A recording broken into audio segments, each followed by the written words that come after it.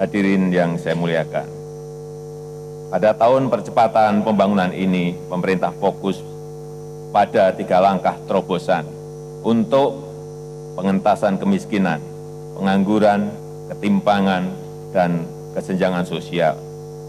Ketiga langkah itu adalah yang pertama, percepatan pembangunan infrastruktur.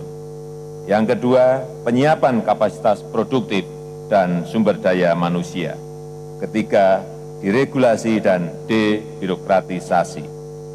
Melalui percepatan pembangunan infrastruktur, kita bangun sarana infrastruktur secara lebih merata di seluruh tanah air, guna memperkuat konektivitas antar wilayah dan memperkecil ketimpangan dan kesenjangan sosial. Akselerasi pembangunan infrastruktur logistik meliputi jalan nasional dan jalan tol, jembatan, jalur kereta api, tidak hanya di Pulau Jawa tapi juga di Pulau Sumatera, di Kalimantan, di Sulawesi, dan juga dibangun MRT, LRT, dan komuter lain. Pelabuhan sebagai perwujudan program tol laut dan juga bandara. Sedangkan akselerasi pembangunan infrastruktur strategis mencakup pembangkit listrik, waduk, telekomunikasi, dan perumahan rakyat. Percepatan pembangunan infrastruktur tersebut, baik infrastruktur logistik maupun infrastruktur strategis, tentu saja tidak melupakan kelestarian alam. Pemenuhan target rasio kelistrikan juga mengutamakan penggunaan energi baru terbarukan. Selain itu juga dilakukan percepatan pembangunan waduk dan embung untuk memperkuat program ketahanan air. Bersamaan dengan pembangunan infrastruktur yang mengedepankan kelestarian alam tersebut, pemerintah melakukan konservasi lahan gambut dan pencegahan pembakarannya. Pemerintah tidak ada toleransi pada pelaku pembakaran lahan gambut dan hutan karena tindakan itu termasuk kejahatan kemanusiaan. Saudara-saudara sebangsa dan setanah air, dalam percepatan pembangunan infrastruktur, pemerintah berkewajiban untuk membangun wilayah-wilayah yang marginal, wilayah-wilayah yang tertinggal dengan menggunakan dana APBN.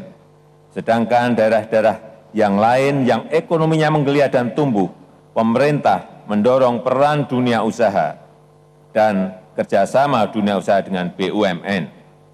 Nilai investasi BUMN akan terus kita perbesar. Selain itu, dengan dukungan DPR, pemerintah melakukan terobosan dengan mengeluarkan aturan tentang amnesti pajak.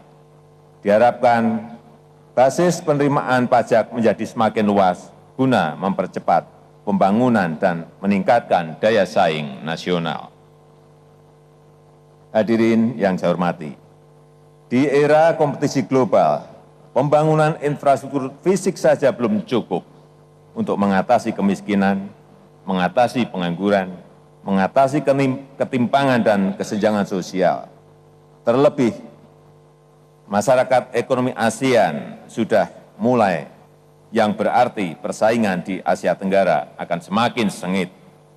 Agar Indonesia bisa bersaing dalam kompetisi global, maka pembangunan infrastruktur sosial, yaitu kapasitas produktif dan sumber daya manusia, SDM, harus dipercepat. Dengan demikian, Indonesia tidak hanya menjadi penonton dalam perlombaan ekonomi global. Indonesia harus menjadi ikut berlomba dan harus menjadi pemenangnya. Terkait dengan itu, pemerintah memandang penting untuk memperluas akses masyarakat pada kegiatan ekonomi produktif dengan mendorong kemajuan dan produktivitas sektor UMKM, sektor yang selama ini menjadi tulang punggung ekonomi Indonesia. Untuk itu, dalam 2 tahun terakhir, pemerintah telah menurunkan suku bunga kredit usaha rakyat KUR per tahun dari 22% menjadi 12% pada tahun 2015 dan turun menjadi 9% pada tahun 2016. Pemerintah juga terus mempermudah akses masyarakat untuk memperoleh KUR.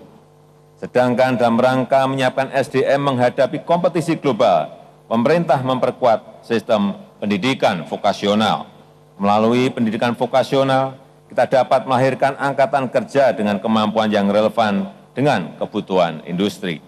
Di saat yang bersamaan kita pastikan masyarakat usia produktif bisa lebih cepat mendapatkan pekerjaan. Pemerintah juga terus mendorong terwujudnya hilirisasi penelitian dengan memperkuat sinergi antara pemerintah, perguruan tinggi, dan dunia industri. Begitu juga sejumlah sentra teknologi dan inovasi dibangun di tanah air untuk mendukung industrialisasi nasional. Sedangkan untuk mempercepat BUMN agar makin produktif dan menguat daya saingnya, pemerintah mempersiapkan holdingisasi. Secara khusus pemerintah pusat mengapresiasi terobosan-terobosan yang telah dilakukan oleh pemerintah daerah dalam rangka penyiapan kapasitas produktif Indonesia, termasuk kesigapan daerah dalam percepatan pelaksanaan kebijakan pelayanan terpadu satu pintu PTSP dan pelayanan administrasi terpadu kecamatan. Sidang yang terhormat, tujuan pemerintah membangun infrastruktur sosial khususnya pembangunan SDM adalah agar setiap insan Indonesia dapat mencapai potensi maksimalnya. Langkah ini dimulai dari pemenuhan nutrisi pada 1000 hari pertama kehidupan. Selanjutnya dalam membangun manusia Indonesia yang berkualitas produktif, dan berdaya saing, kita tingkatkan kualitas pembangunan sektor kesehatan, pendidikan, dan jaminan sosial. Di sektor kesehatan, program Indonesia Sehat yang memiliki 3 pilar. Pertama, penerapan paradigma sehat. Kedua, penguatan pelayanan kesehatan. Ketiga, pelaksanaan jaminan kesehatan nasional JKN. Berdasarkan data BPJS Kesehatan per Juli 2016, peserta JKN sudah mencapai hampir 170 juta jiwa. Jumlah sarana pelayanan yang bekerja sama dengan BPJS Kesehatan juga terus meningkat. Di sektor pendidikan sekarang ini sedang dilakukan percepatan pembagian kartu Indonesia Pintar di seluruh pelosok tanah air. Perhatian pemerintah terutama diberikan kepada anak usia sekolah 6-21 tahun dari keluarga yang tidak mampu.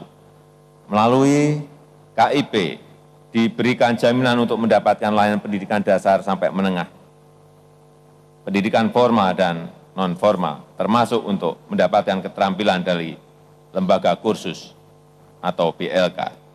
Selain itu juga sosialisasi nilai-nilai keutamaan dan pendidikan karakter pada anak didik. Pemerintah juga berusaha untuk meningkatkan kesejahteraan guru yang mengabdi di daerah-daerah terpencil, pulau-pulau terdepan, dan wilayah-wilayah perbatasan. Hadirin yang saya muliakan, sebagai katalisator pembangunan infrastruktur fisik dan sosial, pemerintah berkomitmen melakukan deregulasi dan birokratisasi. Banyak regulasi kita sudah usang, sudah harus diperbarui untuk menyongsong perubahan zaman. Maka regulasi yang membingungkan harus disederhanakan, prosedur yang rumit harus dipangkas. Deregulasi dan debirokratisasi itu kita lakukan untuk memberikan kecepatan pelayanan, kepastian, sinkronisasi, kemudian berinvestasi, serta meningkatkan produktivitas. Wujud nyata adalah 12 paket kebijakan ekonomi yang telah dikeluarkan pemerintah sampai dengan awal Juni 2016. Dari 12 paket ekonomi tersebut dapat saya sampaikan bahwa 99% perangkat regulasinya sudah selesai disiapkan. Guna mempercepat manfaat dari paket-paket itu, telah dibentuk Satuan Tugas Percepatan dan Efektivitas Pelaksanaan Kebijakan Ekonomi pada tanggal 28 Juni 2016 yang lalu. Ke depan diupayakan pembentukan paket kebijakan ekonomi lainnya, guna mempercepat peningkatan ekonomi nasional. Sebagai bagian dari deregulasi, pemerintah telah mensinkronkan berbagai peraturan daerah atau perda terkait perdagangan dan investasi. Lebih dari 3.000 perda sudah dibatalkan karena tidak kondusif bagi kemajuan perdagangan dan kemudahan berusaha. Mencermati berbagai kesalahpahaman tentang pembatalan perda, saya tegaskan dua hal. Pertama, sinkronisasi perda dilakukan untuk kepentingan nasional yang artinya termasuk kepentingan daerah.